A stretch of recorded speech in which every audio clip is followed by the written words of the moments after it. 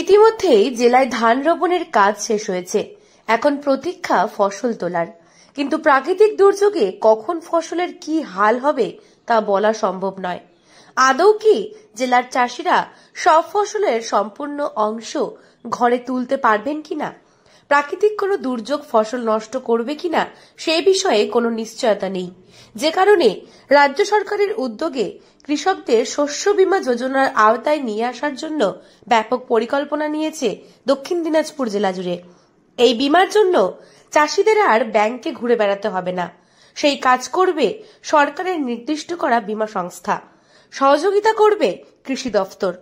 জেলা কৃষি দফতরের পক্ষ থেকে জানা যায়, এই ট্যাবলোর মাধ্যমে সাধারণ গ্রাম বাংলার কৃষকেরা কোথায় আবেদন করবেন, কিভাবে আবেদন করবেন, সমস্ত বিষয়ে ওয়াকিবহল করানো হচ্ছে। এখন আমাদের ধান লাগা প্রায় সম্পূর্ণ। এবার কৃষকদেরকে যারা ধান লাগিয়েছে তাদেরকে বীমার আওতায় নিয়ে আসার জন্য তার আগস্ট মাস থেকে আমাদের বিভিন্ন রকম ফর্ম ফিল আপ, বিভিন্ন রকম মাইকিং টাইকিং প্রচার শুরু হয়েছে এবং আমাদের ইতিমধ্যে 10,000 কৃষককে আমরা অ্যাপ্লিকেশন কালেক্টও করে ফেলেছি। আমাদের এই সেপ্টেম্বর মাসটা পুরো আছে, এই বীমার আওতায় কৃষককে নিয়ে আসবো। সেপ্টেম্বর মাস পর্যন্ত চলবে এটা আমাদের পাবলিসিটি।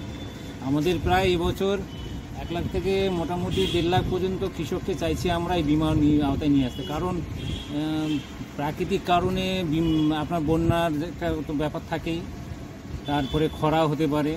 এই সব প্রাকৃতিক কারণে কৃষকের যাতে ক্ষতি না হয়, মানে ক্ষতি হলে যাতে বীমার করা থাকলে কৃষক ক্ষতিপূরণ পেতে পারে, সেই জন্য কৃষককে আমরা এটাকে এই স্কিমের